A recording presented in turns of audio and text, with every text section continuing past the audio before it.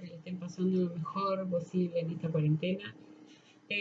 Decidí que este tema era un poco más complejo, entonces la idea de que ustedes lo lean y hagan un trabajo práctico no me pareció que era lo mejor, así que decidí darles la clase por acá. Vamos a tratar de hacerlo corto, los videos no pueden durar más de 10 minutos, así que es muy probable que les haga 2 videos dividiendo el tema en 2 partes.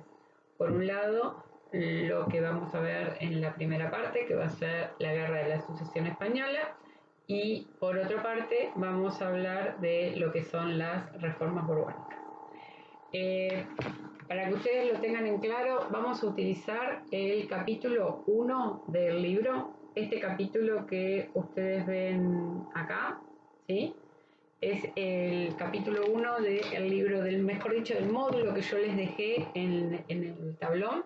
Bueno, estábamos trabajando con el capítulo 2, en el cual vimos distintas revoluciones. Ahora vamos a pasar al 1, al revés, volvemos para atrás. Acá vamos a hablar de esta guerra de sucesión española, que la vamos a explicar, y de las reformas borbónicas, que también las vamos a explicar por acá.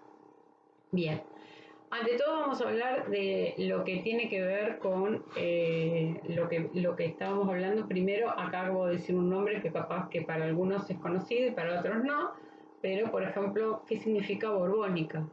Borbónica tiene que ver que viene de una casa real, que son los Borbones, que para nosotros son los reyes de España. Los reyes de España, después de esta guerra de sucesión española que yo voy a contarles, hasta el día de hoy, siguen siendo de la casa real que se llaman, mejor dicho, los Borbones. Bien, la casa real anterior a los Borbones eran los llamados los Austrias, se los conocían como los Austrias de España, ¿sí? El último Austria de España va a ser el que va a iniciar este camino que vamos a empezar a ver como guerra de sucesión española. ¿Por qué lo llamamos así? Ante todo tenemos que entender que es una monarquía absoluta. Creo que todos lo hemos hablado, sobre todo creo en la evaluación diagnóstica que yo les envié, había uno de los temas que ustedes tenían que poner que era una monarquía absoluta.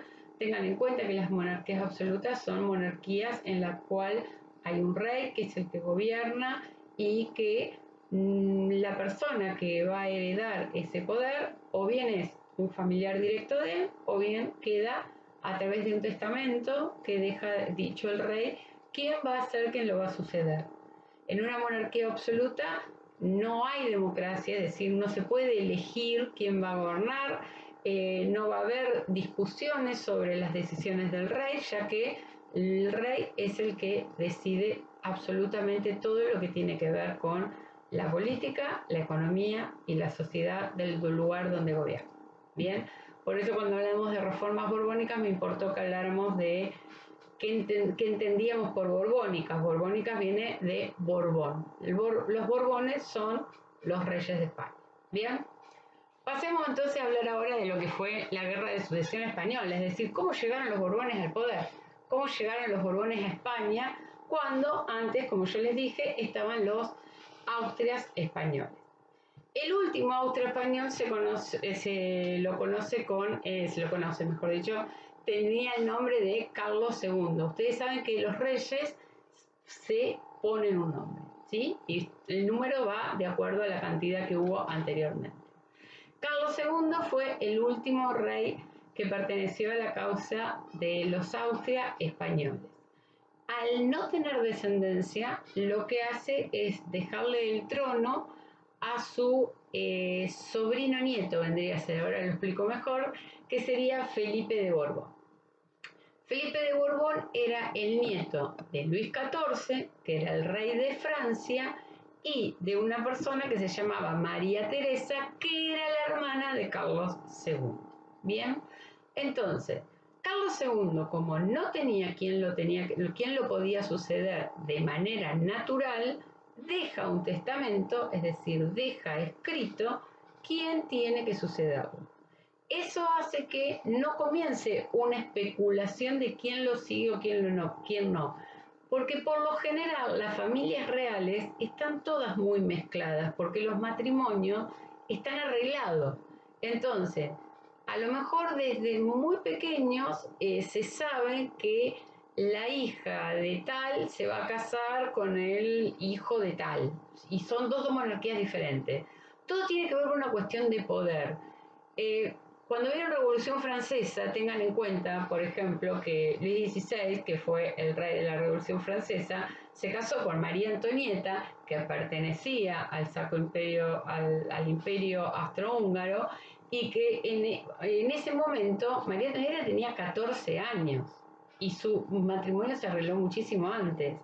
Se casaban muy jóvenes y los matrimonios son arreglados. Hay momentos que se conocen el día que se van a casar.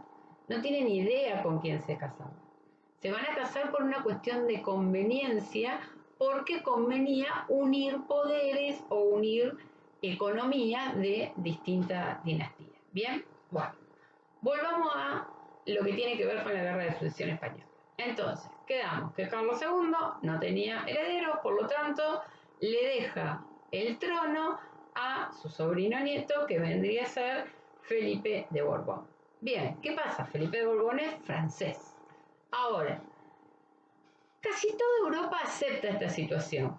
Quien no acepta esta situación va a ser un rey que se llama Leopoldo, que en realidad no era un rey, sino que era el emperador del Sacro Imperio Germano, Sacro Imperio Romano Germánico, en ese momento se llamaba así. Ustedes se van a ir viendo que va a ir cambiando los nombres, ojalá ya estemos en clase, si no, lo voy a dar por acá.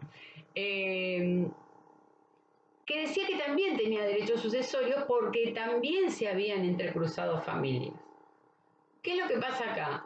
Ya a esta altura, tengan en cuenta de que ya Felipe había asumido su cargo, ¿sí? Es decir, y más con el nombre de Felipe V. En la historia ustedes lo van a encontrar como Felipe V. Y estuvo 40 y pico de años en el poder, o sea que estuvo bastante.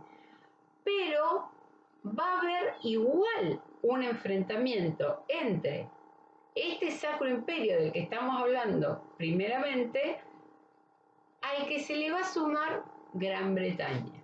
¿Por qué se suma Gran Bretaña? ¿Qué le importa a Gran Bretaña todo esto? Voy a mostrarles algo y esto después sí quiero que lo hagan ustedes. Este mapa es bastante chiquito, pero se va a entender bastante, se entiende, no es tan complicado. Esto es España y esto es Francia, ¿bien? Si estos dos imperios, si estos dos, que van a ser ahora de la misma Casa Real, porque los dos van a ser Borbones, ¿sí? Se unen, fíjense el poderío que van a tener, porque fíjense el gran territorio que pueden llegar a formar, además del poderío económico que tenían los dos, se sumarían.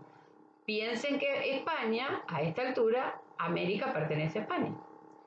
El Sacro Imperio es lo que ustedes ven remarcado de rojo, ¿ven? Aunque acá están todos los países como hoy, todo lo que ven con marcado rojo, después lo buscan en su propio libro, ese es el Sacro. Y este vendrían a ser las islas de Gran Bretaña. A Gran Bretaña no quería que estos dos se unan porque económicamente le podían hacer fuerza. Por lo tanto, comienza esta guerra de sucesión española. Es una guerra que va a durar 12 años, es decir, va a durar bastante tiempo, pero que las cosas no van a variar demasiado. Tengan en cuenta que si vamos a quién ganó, sí, la guerra la ganó el Sacro Imperio y la ganó Gran Bretaña, que va a ser, si quieren, el que más se va a beneficiar con todo esto, sin duda el que más se va a beneficiar. Toda guerra, esto ténganlo en cuenta de acá para siempre, toda guerra termina con un tratado de paz. No hay guerra sin tratado de paz. Y acá el tratado de paz se llamó la Paz de Utrecht o el Tratado de Utrecht. No sé, ustedes búsquenlo, lo pueden encontrar de cualquiera de las dos maneras. En el libro está paz, miren, acá está. En el libro dice la paz, pero si ustedes hablan del tratado es exactamente lo mismo, no es demasiado problema. Tengan en cuenta sí que fue la firma de la paz, con esto se terminó la guerra. Ahora, ¿qué pasa en la firma de la paz de una guerra? Se ponen las condiciones. El que pierde, paga. ¿Cómo se paga? Se paga con concesiones, se paga con territorio, se paga con plata en algunos casos, no en este, pero siempre el que pierde, paga. ¿Está claro? Bueno, acá van a ver que esta firma, este Tratado de Utrecht va a ser muy importante y van a ver cómo después, más adelante, lo vamos a volver a retomar, porque Gran Bretaña va a sacar bastantes cosas que le van a servir. Una de las cosas más importantes que va a sacar Gran Bretaña con este Tratado de Utrecht, o Paz de Utrecht, mejor dicho, es que va a lograr el monopolio de ventas de esclavos en América. Tengan en cuenta que hasta ahora a América solamente podían llegar españoles. A partir de la Paz de Utrecht también pueden llegar Gran Bretaña para vender esclavos. Y es el único, nadie más. Fíjense, piensen después la cantidad de guita que puede haber ganado con esto. ¿Bien? Se va a quedar con una de las colonias más importantes, que esto acá no lo van a ver, pero acá chiquitito, un puntito acá chiquitito, chiquitito, chiquitito, que se llama el Peñol de Gibraltar. Tengan en cuenta que por qué es tan importante ese lugar, porque es el paso que une el mar Mediterráneo con el océano Atlántico.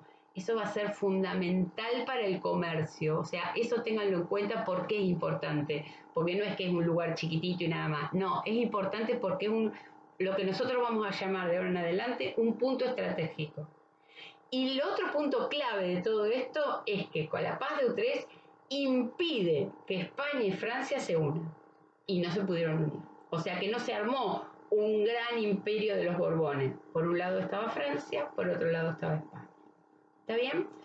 Esta guerra de sucesión, como ya les digo, va a terminar con que sí o sí va a ser Felipe quien había sido el designado por Carlos II el rey, pero que nunca más va a poder tener relación directa con su país, que es Francia, ¿sí?